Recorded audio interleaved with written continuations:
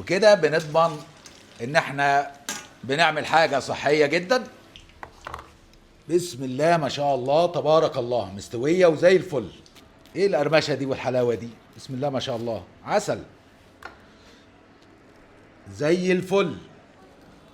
بسم الله ما شاء الله زي الفل، خضرة من القلب، مستوية زي العسل. مفيش احلى من كده ولا اجمل من كده. النهارده نبتدي بقى عجينة الفلافل بالمكونات بتاعتنا. فول مدشوش ده نص كيلو مدشوش ومنقوع في المية من بالليل، ومتغيرة عليه المية 5-6 مرات. وبعدين الخضار بتاعنا، اهم حاجة في الخضار بتاعنا الكرات البلدي، وكام عود بقدونس وكام عود شبت، وما بنكترش في الخضار عشان تبقى اللون بتاعها مظبوط، وبصلايه صغيره كده، بصلايه وسط، و5-6 فصوص توم. اهم حاجه هتطلع معانا ريحه كويسه وطعم كويس الشمر، وبعدين الفلفل الاسود، كزبره ناشفه مطحونه جامد، وكمون، وكزبره مجروشه مش مطحونه، دي برضو عشان في التفنيش بتاعنا او في قلي الفلافل هنحتاجها، والملح بتاعنا. اول حاجه هنعملها نمسك الخضار بتاعنا كده حاجه حاجه. اولا الكرات بتاعنا ده كده اي تقطيعه،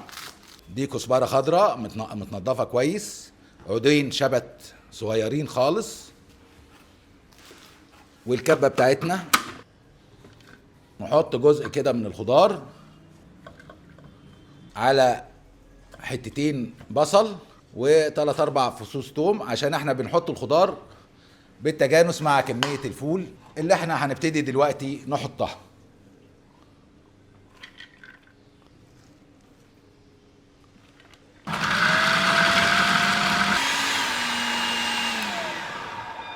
كده لما الفول يبقى معانا كده اتهرس كويس ولكن جاف وما اتهرسش بالقدر الكافي، كده هنلدن بس بشويه ميه صغيرين. يعني في كل الكميه اللي هنستخدمها مش هنستخدم اكتر من ربع كوبايه ميه.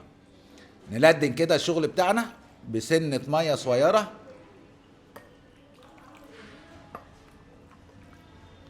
بس كده كفايه. وكده العجينه بتاعتنا قوامها بقى ممتاز جدا. كده القوام بتاعنا زي الفل، بسم الله ما شاء الله تبارك الله، ربنا يحسن ما بين ايدينا دايما. ونكمل بقى الوش التاني او الدور التاني من الخضار بتاعنا. ده الوش التاني او الجزء اللي كان متبقي.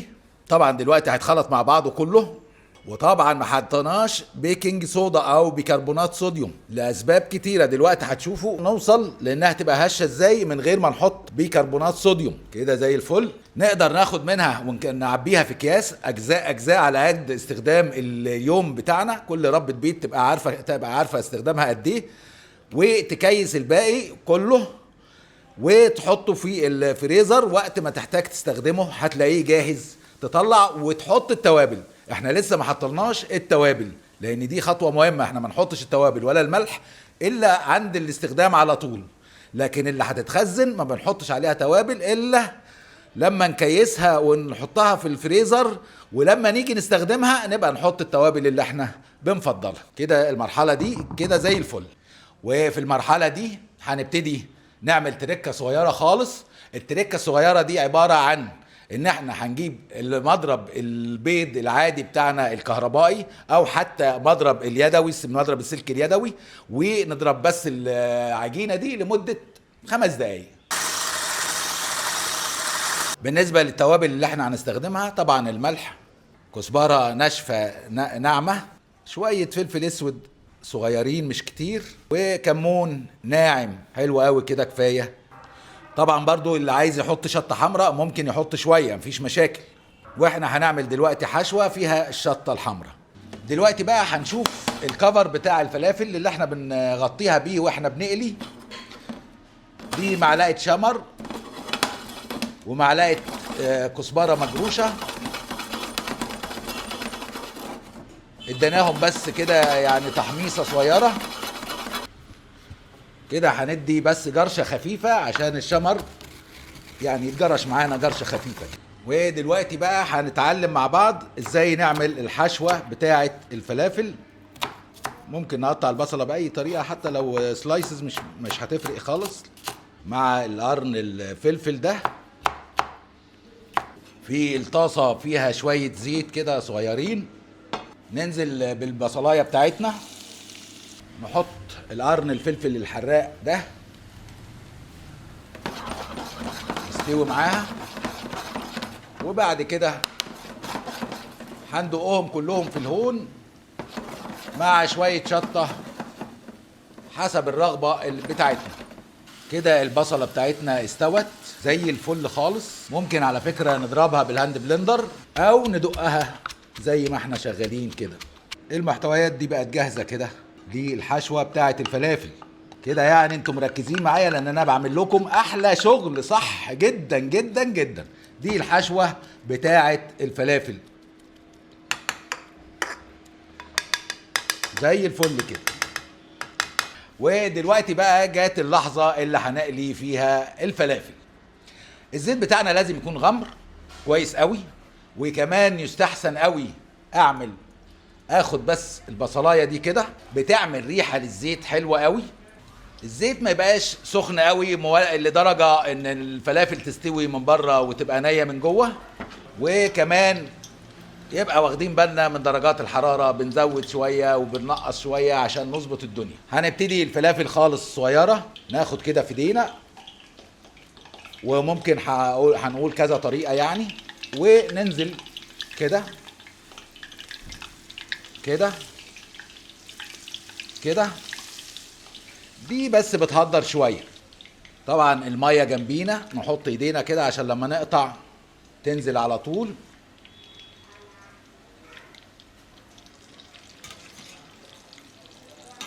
بسم الله ما شاء الله تبارك الله، حاجه مفتخره وزي الفل. وكده بنضمن ان احنا بنعمل حاجه صحيه جدا كده. تمام.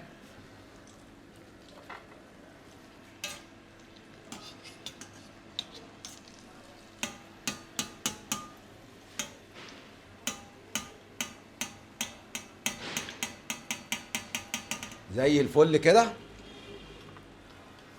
ببساطة شديدة جدا. نفتح فلافلاية دلوقتي ونشوف.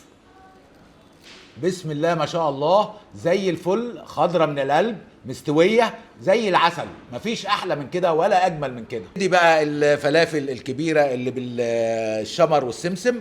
بنبل ايدينا شوية كده ونعمل كده، ونيجي واخدين من السمسم حاطين على الوش ده، واخدين كمان مرة حاطين على الوش التاني. حلو كده وزي الفل. وننزل بيها واحدة واحدة، نعمل في قلبها كده فتحة صغيرة، وناخد الحشوة بتاعتنا دي، الحشوة اللي احنا عملناها مع بعض، ونحط كده ونغطي غطا خفيف كده، ونكمل شغل عادي جدا. وبرضو نديها الحشوة بتاعتنا، وننزل في الزيت. نبص كده على الفلافلاية. تمام التمام وزي الفل كده. بقى نطلع الجزء المحشي، الفلافل المحشية.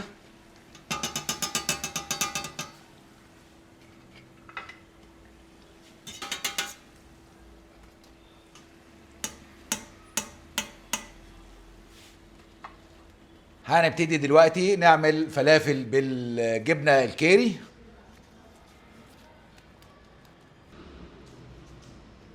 نحط الوحداية الجبنة كده. بعد ما غطينا الجبنة بالعجينة، برضو نجيب الغطا بتاعنا اللي هي الخلطة بتاعتنا دي كده زي الفل، ننزل بيها بشويش في الزيت بتاعنا. واحدة كيري كده ونحطها في النص، وبرضو غطا عجينة عليها، وننزل برضو في الزيت بشويش، وننزل برضو بشويش في الزيت. المرة دي بقى هنعمل وحداية بالجبنة المثلثات. بنجيب حتة الجبنة نحطها في القلب كده، برضو عليها كفر فلافل، عجينة الفلافل بتاعتنا والكفر بتاعنا، ونبتدي ننزل بالزيت واحدة برضو واحدة كده. تمام.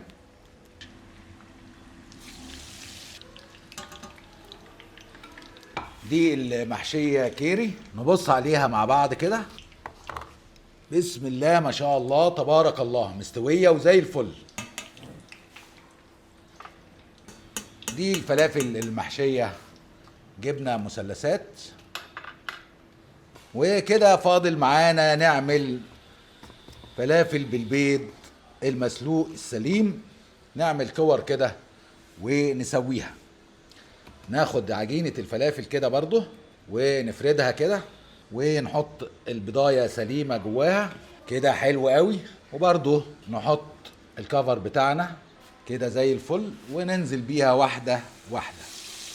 والبيضة الأخيرة اللي قبل الأخيرة، معلش. برضو نحط البيضة ونغطيها بالعجينة من كل الجوانب، وننزل في الزيت. دي الفلافل اللي بالبيض. ايه القرمشة دي والحلاوة دي؟ بسم الله ما شاء الله، عسل زي الفل. وكده احنا عملنا الفلافل وخلصناها زي ما حضراتكم شايفين. فلافل سادة خالص، فلافل محشية، فلافل بالجبنة الكيري، فلافل بالجبنة المثلثات، وفلافل بالبيض. وسلام.